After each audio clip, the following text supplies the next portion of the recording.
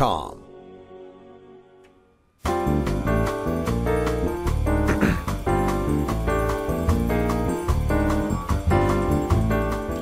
This is your 420 Radio News for Friday, February 14th, 2014, brought to you by the National Cannabis Coalition.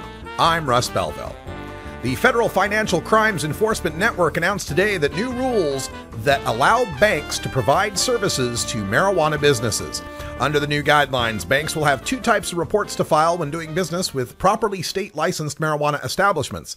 A marijuana limited report would be filed when a bank believes the establishment is operating normally. A marijuana priority report would be filed when a bank believes an establishment is skirting the federal guidelines outlined last August for tolerating marijuana businesses, such as exhibiting far higher revenues than competitors or being unable to track all their income to legal sales.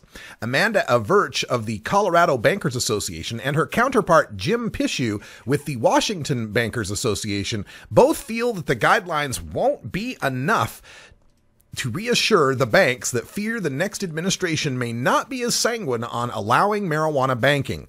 Quote, "We feel the only real and lasting solution is an act of Congress," said Average.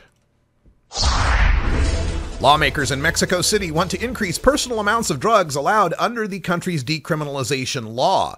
Quote, "We believe we're making a very important contribution to a global debate that has to do with rethinking the issue of drugs," end quote, said Vidal Jaranas, a member of the Mexico City Legislative Assembly. Under the law passed in 2009, 5 grams is considered a personal amount of marijuana for which citizens will not be arrested. A new bill proposes to increase that limit to 30 grams or just over an ounce. The bill would also establish criteria for the medical use of marijuana and the creation of marijuana dispensaries. Also, dissuasion commissions would be established for drug law violators to administer sanctions rather than processing violators through criminal courts. The bill also grants more leeway to Mexican states and the Mexico City Federal District to set their own drug policies. The bill also increases limits for the use of cocaine, meth, and LSD.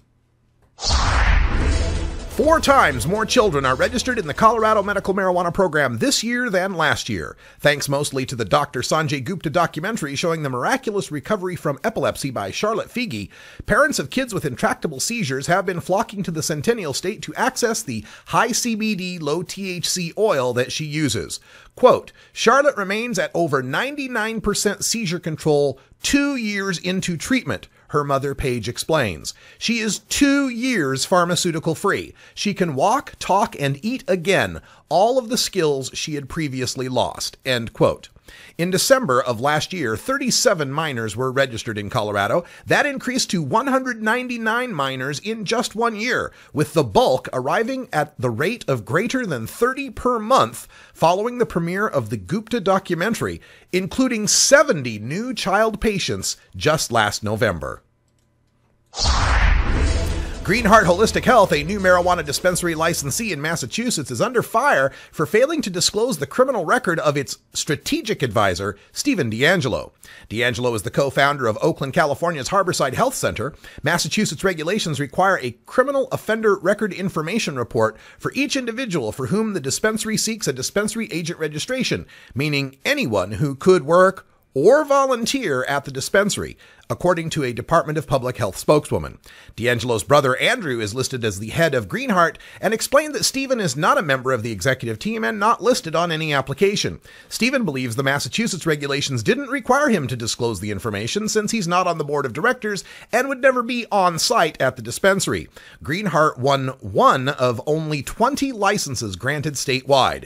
Stephen D'Angelo pleaded guilty to possession of marijuana with intent to distribute in Maryland in 2001.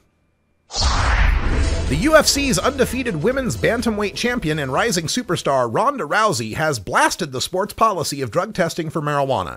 Rousey, the main event draw for next weekend's UFC 170 pay-per-view, was referring to the scandal surrounding fellow female mixed martial artist Jessica Ai, whose victory in UFC 166 in Houston was changed to a no contest following her positive test for marijuana metabolites. Quote, "Honestly, I feel like weed is not a performance-enhancing drug at all," Rousey told MMA Junkie. "We are tested for it for entirely political reasons, something that has nothing to do with athletic competition. It is beyond their rights to test for marijuana. It's actually an invasion of privacy." I failed her drug test at 16 nanograms per milliliter. Most other states, including Nevada and the World Anti-Doping Agency, recently increased their limit to 150 nanograms to catch only those fighters who are under the influence in the ring. This has been your 420 Radio News for Friday, February 14th, 2014. I'm Russ Belville. Transcripts of 420 Radio News are available exclusively at the National Cannabis Coalition. Visit ncc420.com to download today. When we come back, we'll go behind the headlines for a mini rant on Scott Walker, the governor of Wisconsin, and his ability to channel Art Linkletter from 1971. You're listening to The Russ Belville